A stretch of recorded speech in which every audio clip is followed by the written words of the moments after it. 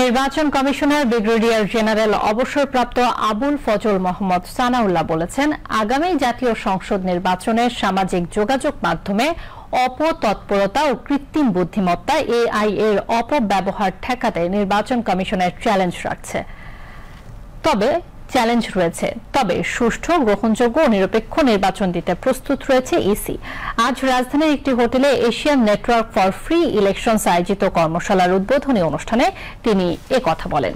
Building Bridges regional electoral governance and citizen observation exchange শীর্ষক কর্মশালায় শ্রীলঙ্কা, দক্ষিণ কোরিয়া, থাইল্যান্ড, ইন্দোনেশিয়া ও ফিলিপাইনের নির্বাচন বিশেষজ্ঞগণ বক্তব্য রাখেন। অনুষ্ঠানে নির্বাচন কমিশনের সিনিয়র সচিব আখতার আহমেদ সহ ইসির ঊর্ধ্বতন কর্মকর্তারা উপস্থিত ছিলেন। ব্রিগেডিয়ার জেনারেল অবসরপ্রাপ্ত আবুল ফজল মোহাম্মদ সানাউল্লাহ বলেন, বিগত 3টি নির্বাচন বিতর্কিত করেছিল নির্বাচন কমিশনকে।